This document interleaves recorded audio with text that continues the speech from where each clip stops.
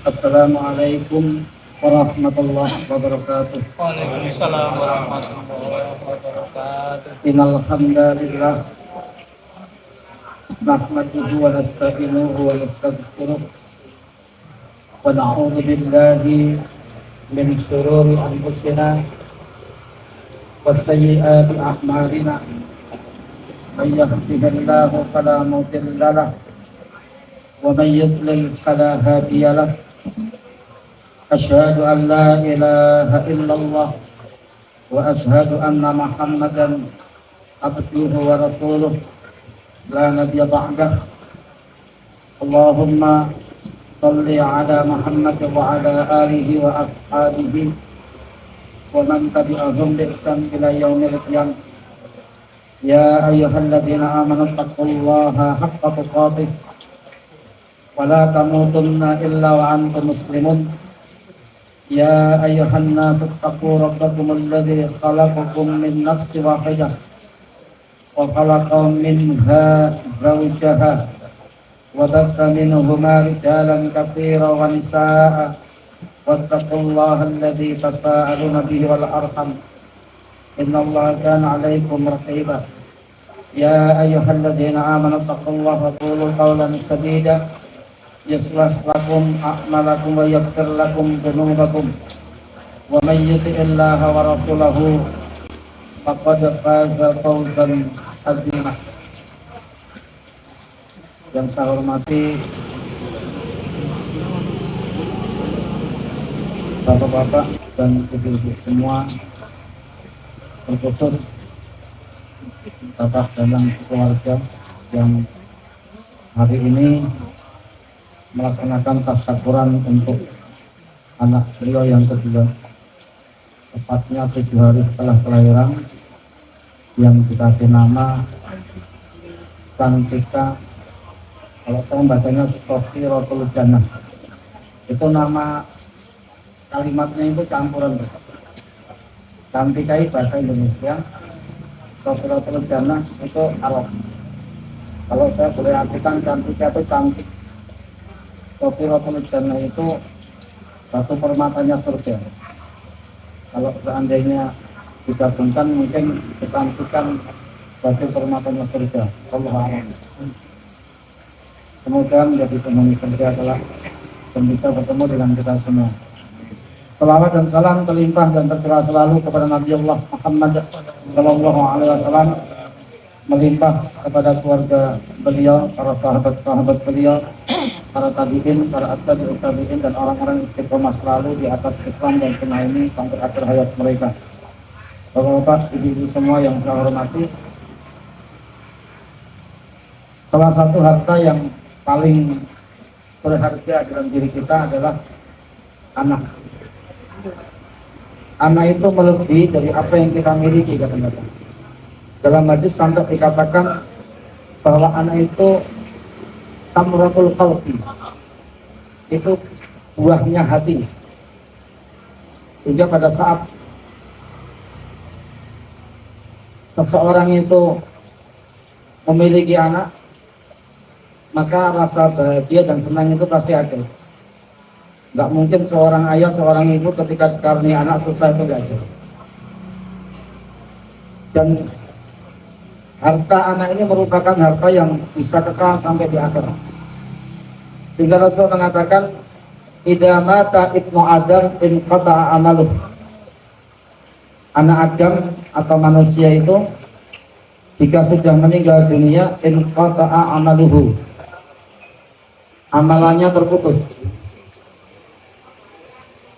Kita nggak bisa lagi untuk berjamaah sholat di masjid lagi, tidak bisa berkumpul bersama kawan-kawan lagi. Yang tadinya bisa bareng-bareng satu majelis, ketika satu kehilangan karena meninggal dunia, kita nggak melihat dia lagi. Kalau itu istri kita meninggal dunia, yang biasanya tidur bareng dengan istri kita, itu tinggal kenangan saja. Kita nggak bisa lagi tidur dengan istri kita satu kamar. Kalau itu suami kita yang meninggal dunia, maka sang istri tidak lagi bisa tidur bareng dengan suaminya. Itu yang dimaksud dengan inqata'a amaluh. Jadi kalau orang sudah meninggal dunia, amalannya terputus, dia tidak bisa beramal lagi. Kecuali 3 hal yang akan terus mengalir menemani orang yang meninggal dunia. Yang pertama, sedekahun jariyah, kata Rasulullah. Sedekah yang mengalir, sedekah yang kita berikan untuk kepentingan umat, untuk kepentingan Islam, untuk kepentingan umum yang bisa dimanfaatkan. Selama itu dimanfaatkan, maka kita akan terus mendapatkan pahala meskipun kita sudah meninggal dunia.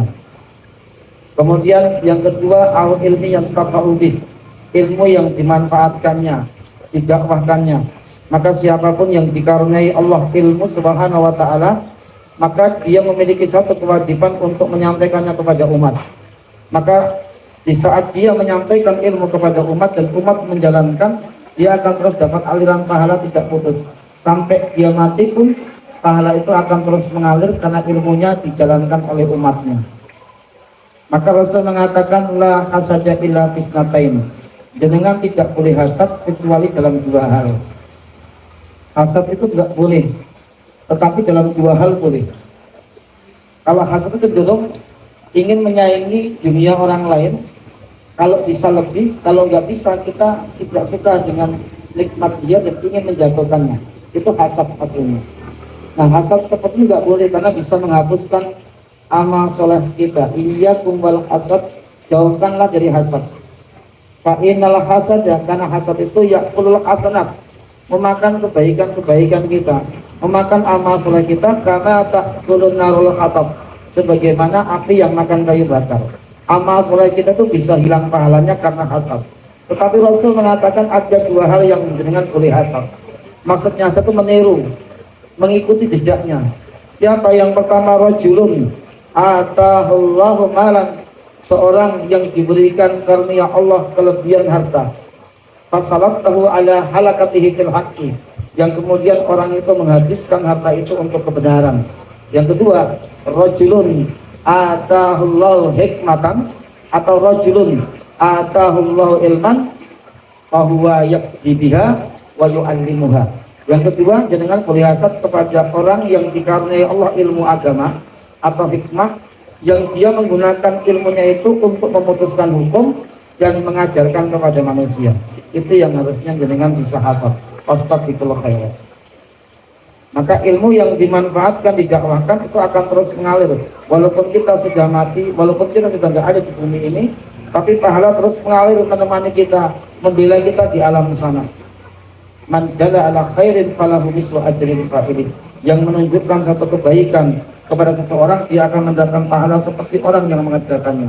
Di hadis lain disebutkan, man ja'a ila hudan, siapa yang memberi petunjuk kepada satu orang saja, kana alaihi minal ajri, maka ia akan mendapatkan pahala mislu ujuri min antabi'ahu la yang kusedalika min ujurihim syai'an, sebanyak pahala orang-orang yang mengikutinya tanpa dikurangi sedikit pun. Yang ketiga siapa? Yang ketiga yang terus mengalir, awwaladin salih yad'ulah, anak saleh yang mendoakan orang tuanya. Nah, ini yang akan kita bahas. Memiliki anak itu sangat membahagiakan. Yang paling berat menjaga anak itu sampai soleh dan solehah. Sama aja, kalau kita mencari duit itu mungkin gampang. Yang paling berat itu menjaga uang itu terjadi bagaimana bisa dijalankan sesuai amanah. Mendapatkan ilmu itu mudah, tapi yang paling berat menjaga ilmu itu. Bagaimana kita menjaga ilmu itu supaya bisa menjalankan amanah yang diberikan Allah kepada kita. Memiliki anak itu mudah, dan kita akan bahagia saat kita punya anak. Yang paling berat menjaga anak kita bagaimana supaya tetap dalam agama Allah. Itu yang paling berat. Maka kadang anak bisa menjadi musuh buat kita. Dalam Quran dikatakan inna min azwajikum wa auladikum fitnah. Di antara istri-istrimu dan anak-anakmu ada yang menjadi ujian. Artinya tidak semua anak yang kita miliki bisa membuat buah hati kita, bisa menyenangkan kita. Terkadang di antara anak yang kita miliki itu menjadi ujian buat kita. Maka kalau saya sering menyampaikan di kajian-kajian, seandainya anak kita punya anak, kemudian anak kita nakal sekali misalnya, anak kita nakal sekali, bandel sekali misalnya, ada kemungkinan ada kemungkinan anak itu menjadi sebuah peringatan buat kita. Ada kemungkinan anak itu menjadi sebuah gambaran dalam diri kita. Jadi kadang kita itu dihisap di dunia melalui anak kita, Pak. Saya sering menyampaikan, ada dosa itu nggak selamanya dibalas di akhirat. Dosa ada yang dibalas langsung di dunia. Apa kata Rasulullah? Isnan, ada dua dosa. Yu'ajilahum Allah di dunia, yang hukumannya langsung disegerakan di dunia. Ada dua dosa yang hukumannya langsung disegerakan di dunia. Pertama al-bakhil, pertama kedoliman. Yang kedua wa uququl walidain, durhaka kepada kedua orang tuanya. Hubungan anak jenengan nakal dengan hubungan jenengan dengan orang tua itu ada. Dulu waktu kita masih remaja, waktu kita masih bujang, waktu kita masih muda, sering melawan orang tua. Dulu waktu kita masih kecil minta apa saja nggak dikasih, kita lari marah-marah sambil ngambil kerikil menutupi gendengnya. Dulu kita sering seperti itu, ya kan? Misalnya seperti itu. Suatu saat kita memiliki anak, kita menikah, kemudian punya anak. Kadang-kadang kita tobatnya telat. Tobatnya kita udah punya anak, baru telat, baru ngaji. Sebenarnya nggak ada telat itu loh. Cuma kita terlambatnya itu waktunya toh. Aslinya tobat itu nggak ada yang terlambat. Orang kita tobatnya dikasih waktu sampai mati yuk. Ya, kita itu dikasih waktu sampai mati. Kalau sudah sakaratul maut dengan tobat sudah nggak bisa itu. Tapi kalau sebelum sakaratul maut dengan tobat itu diterima. Man taba qabla an tatqasam sami maghribiha taballahu alaihi. Yang bertobat sebelum matahari tenggelam dari arah baratnya, terbit dari arah baratnya, maaf, maka diterima tobatnya. Di hadis Islam dikatakan innallaha yaqbalu taubatal abdi malam yughargir. Allah menerima tobat seorang hamba sebelum nafas tersengal-sengal di tenggorokan.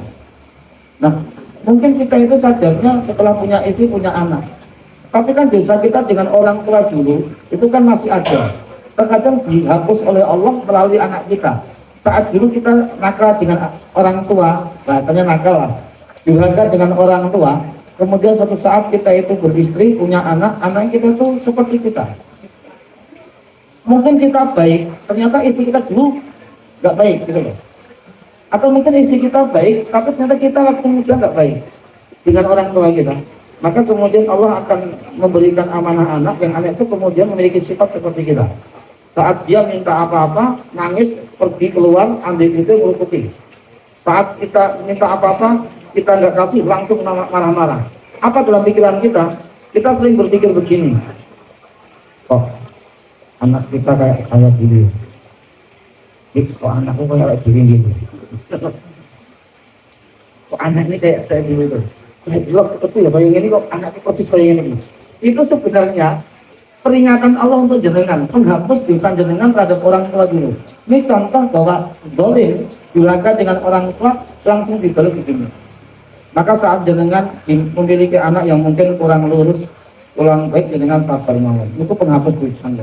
Nggak ada istilahnya buruk dalam apa yang dilakukan Allah. Saat jenengan diberikan anak yang kurang baik, itu pahala buat jenengan, baik buat jenengan sebenarnya. Disitulah jenengan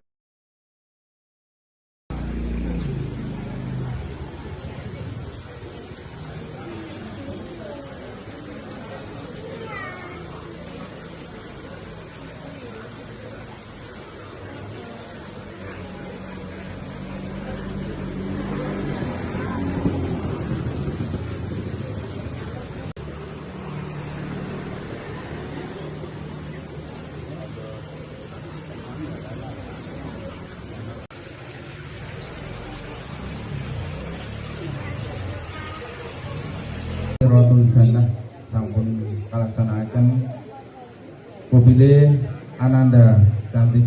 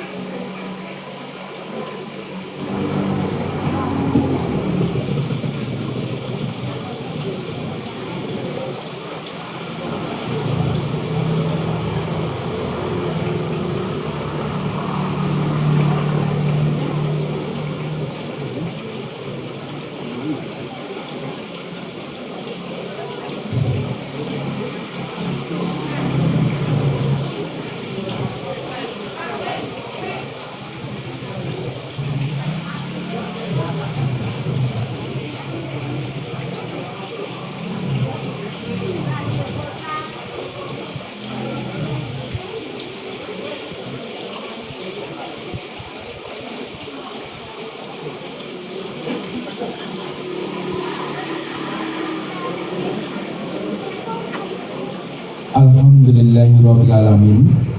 Adicara teknik